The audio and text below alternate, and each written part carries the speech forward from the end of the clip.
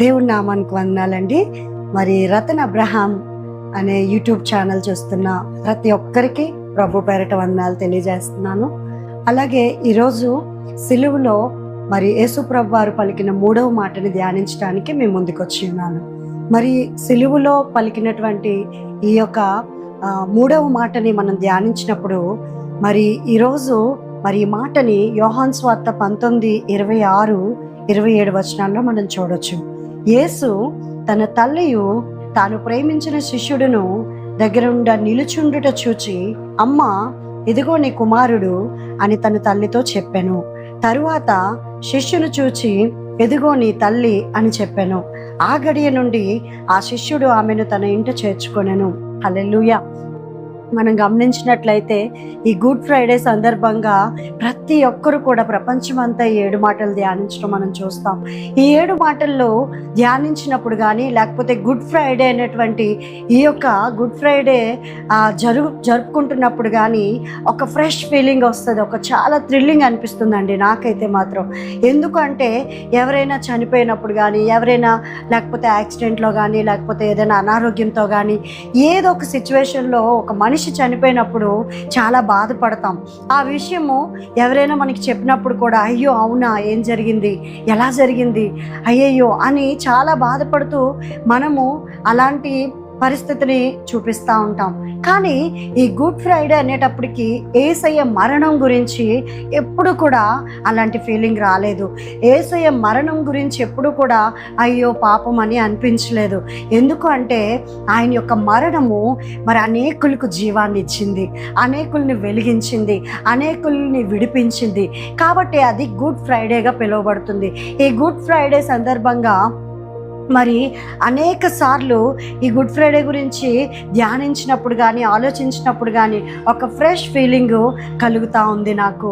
ఎప్పుడు కూడా good Friday ఏ రోజు కూడా నాకు బాధ అనిపించదండి. ఎందుకంటే ఆ యొక్క గుడ్ ఫ్రైడే అంత ఫ్రెష్గా ఏ రోజు విన్నా, ఏ సంవత్సరం విన్నా, ఈ 2000 సంవత్సరాల క్రితం కూడా మరి ప్రతి ఇయర్ కూడా గుడ్ ఫ్రైడే చాలా ఫ్రెష్గా అనిపిస్తుంది.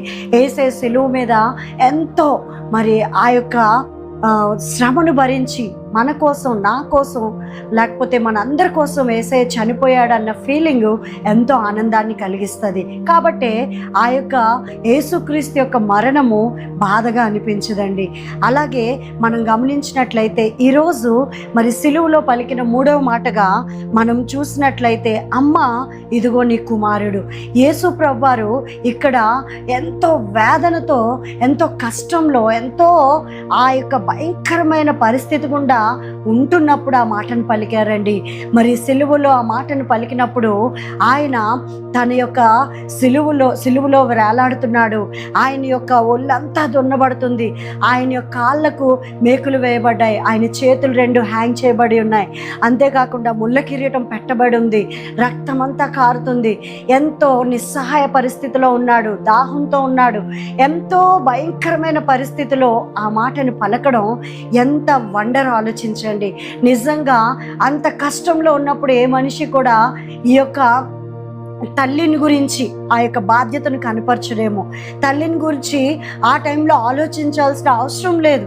కానీ ఇక్కడ మీరు 2 విషయాలు గమనిస్తే యేసు ప్రభు వారు తన యొక్క రెస్పాన్సిబిలిటీని, తన బాధ్యతని ఇక్కడ చూపించడం చూస్తున్నాం. అలాంటి కష్టంలో సిలువలో వేలాడుతూ ఆయన కష్టం భరిస్తూ ఒక్కసారిగా చూసినప్పుడు తన తల్లిని, తన పక్కన ఉన్నటువంటి యోహాన్ని చూసి ఆ మాట పలకడం జరుగుతుంది. తన తల్లికి ఇదిగో నీ కుమారుడు అని చెప్తున్నాడు. ఆ యొక్క యోహాన్ని చూసి ఇదిగో నీ తల్లి అని చెప్తున్నాడు. అంటే అలాంటి వేదనమైన పరిస్థితులు, అలాంటి కష్టతరమైనటువంటి పరిస్థితిలో ఆయన తన తల్లి పట్ల ఒక బాధ్యత వహిస్తున్నాడు. ఆ యొక్క తల్లిని మరి ఆ యొక్క కుమారుడికి అప్పగిస్తున్నాడు. ఎందుకు యోహానికే అప్పగించాలి, ఎందుకు యోహానికే ఆ రెస్పాన్సిబిలిటీని ఇవ్వాలి అంటే ఇక్కడ మనం గమనించినట్లయితే అక్కడ యోహాను అవైలబుల్గా ఉన్నాడండి. అంటే మీరు 2 విషయాలు గమనించాలన్నాను కదా. ఇక్కడ యేసు ప్రభు తన రెస్పాన్సిబిలిటీని చూపిస్తే ఇక్కడ యోహాన్ని మీరు జ్ఞాపకం చేసుకుంటే అవైలబిలిటీని చూపిస్తున్నాడు. ఈ అవైలబిలిటీగా మరి తన అందుబాటులో ఉన్నాడు కాబట్టి అక్కడ తన యొక్క బాధ్యతను ఆ యొక్క యోహానికి అప్పగించడం జరిగింది. మీరు చూసినట్లయితే అలాంటి పరిస్థితులు, అలాంటి కండిషన్లో ఎవరికైనా అలాంటి ఆలోచన వస్తుందా? మనం ఎప్పుడైనా కొంచెం ఇబ్బందిగా ఉండి మనకి హెల్త్ లేకపోతే హెడేక్ ఏదైనా చిన్న ప్రాబ్లం వస్తే, అబ్బా నన్ను విసిగించొద్దు, లేకపోతే నాతో మాట్లాడొద్దు, నన్ను కొంచెం ప్రశాంతంగా వదిలే, అలా ప్రతిసారి కూడా మనము స్పేస్ తీసుకోవడానికి ఇష్టపడతాం. అంటే మన కష్టం వచ్చినప్పుడు, మనకి ఏదైనా హెల్త్ బాగాలేనప్పుడు కానీ మన ఇతరులతో సంతోషించడానికి ఇష్టపడం. కానీ అలాంటి కండిషన్లో యేసు ప్రభు వారు ఎంతో వేదనగా ఉన్నటువంటి ఆ టైంలో మరియ కోసం ఒక రెస్పాన్సిబిలిటీని కలిగి ఉన్నాడు. అక్కడ 11 మంది శిష్యులు కూడా చెల్లాచెదరం అయిపోయారు. అందరూ పారిపోయారు, మరణ భయంతో ఉన్నారు. అమ్మో, ఒకవేళ యేసుక్రీస్తు ఉన్నవారమని తెలిస్తే మమ్మల్ని ఎక్కడ సిలువకు అప్పగిస్తారో అని అందరూ కూడా మరి ఆ మరణ భయంతో బయటకు వెళ్ళిపోయి పారిపోయారు, చెదిరిపోయారు. కానీ యోహాను మాత్రం అవైలబుల్గా ఉన్నాడు. యోహాను మాత్రం ఆ యొక్క తల్లికి మరియకు పక్కనే ఉంటూ యేసుక్రీస్తును చూస్తూ ఆ యొక్క సిలువ వేసిన దగ్గరే ఎంతో అవైలబుల్గా యోహాన్ని మనం చూస్తాం. కాబట్టి అంత రెస్పాన్సిబిలిటీని, తన తల్లి యొక్క బాధ్యతని యోహానికి అప్పగించాడు. ఈ రోజున మనం చూసినట్లయితే ఈ 11 మంది శిష్యులు పారిపోయారు, కానీ యోహాను మాత్రం అవైలబుల్గా ఉన్నాడు. కాబట్టి యోహానికి ఆ బాధ్యత అప్పగించబడింది. యోహాను ఎందుకు అవైలబుల్గా ఉన్నాడు, యోహాను ఎందుకు అందుబాటులోకి వచ్చాడు అంటే తన యొక్క మనస్తత్వం, తన యొక్క ఆలోచించే విధానము చాలా డిఫరెంట్గా ఉందండి. చాలామంది లోకం చెప్పినట్టు, శరీరం చెప్పినట్టు మరి వినడానికి చేయడానికి ఇష్టపడతారు, కానీ ప్రాక్టికల్గా దేవుని ఆత్మచేత నడిపించబడుతూ దేవుని యొక్క మాటను వినడానికి యోహాను ఇష్టపడ్డాడు. కాబట్టే యోహానికి ఆ బాధ్యత అప్పగించబడింది. చాలామంది దేవుని కోసం రోషం కలిగి ఉంటారు, చాలామంది చాలా నార్మల్గా ఉంటారు. ఇక్కడ మనం గమనించినట్లయితే రోమపత్రిక 8:5 మనం చూసినట్లయితే మరి ఇక్కడ మీకు ఒక మాట వ్రాయబడి ఉంది, శరీరానుసారులు శరీర విషయముల మీద మనస్సునుంతురు, ఆత్మానుసారులు ఆత్మ విషయముల మీద మనస్సునుంతురు. శరీరానుసారమైన మనస్సు మరణము, ఆత్మానుసారమైన మనస్సు జీవమును సమాధానమునై ఉన్నది. ఇక్కడ ప్రాబ్లం ఏంటంటే సంఘం మీద, ప్రతి ఒక్క క్రైస్తవుల మీద కూడా జరిగే ప్రాబ్లం ఏంటంటే 2000 సంవత్సరాల క్రితం నుంచి కూడా ఈ శరీరానుసారమైన మనస్సు, ఆత్మానుసారమైన మనస్సుకి పోరాటం జరుగుతుంది. ఒక విశ్వాసిగా, నువ్వు దేవుని నమ్మిన బిడ్డగా ప్రతి ఒక్క విషయంలో కూడా నీకు శరీరానుసారమైన మనసు కలుగుతుంది, అలాగే ఆత్మానుసారమైన ఆలోచన కూడా కలుగుతుంది. కానీ నువ్వు దేనికి నువ్వు నిలబడుతున్నావు? ఇక్కడ యోహాన్ని మీరు చూసినట్లయితే 11 మంది శిష్యులు కూడా శరీరానుసారంగా అనుసరించారు, శరీరానుసారంగా ఆలోచించారు. ఆ సిచ్యువేషన్లో అమ్మో పట్టుకుంటే మమ్మల్ని కూడా చంపేస్తారు, అమ్మో మమ్మల్ని కూడా మరణానికి అప్పగిస్తారు అని శరీరానుసారంగా ఆలోచించి పారిపోయారేమో. కానీ యోహాను మాత్రం ఆత్మానుసారంగా ఆలోచించడం మనం చూస్తున్నాం. ఆత్మానుసారంగా ఆలోచించడం అంటే ఏది ఏమైనా నేను దేవుని దగ్గరే ఉంటాను, నేను అవైలబుల్గా ఉంటాను, ఆయన ఎంత కష్టమైనా నా జీవితంలో ఆయన కోసం నేను నిలబడితే అది ఎలాంటిదైనప్పటికీ కూడా తీసివేసి ఒక మహిమగా మారుస్తాడనేటువంటి ఆలోచన యోహాను కలిగి ఉన్నాడు. కాబట్టే ఆత్మానుసారంగా తను ఆలోచించాడు. ఈరోజు యోహాను అలాంటి మనసుని ప్రాక్టీస్ చేశాడు. దేవుని దగ్గర ఉంటూ దేవుని యొక్క మనసును ప్రాక్టీస్ చేసే బిడ్డగా నీవు ఉన్నట్లయితే ఈరోజు ఆత్మానుసారంగా నువ్వు ఆలోచించాలి. అది మరణమైన ఎలాంటి కష్టమైన దాన్ని దేవుని సహాయంతో జయించగలమనేటువంటి ఒక క్లారిటీ, ఒక కాన్ఫిడెన్స్ అనేది నీకు ఉండాలి. ఎంతో మంది నశించిపోతున్నారండి ఈ రోజుల్లో. ఆయన విడిచిపెట్టిన పనిని ఈరోజు మన ద్వారా దేవుడు జరిగించాలని ఆశపడుతున్నాడు.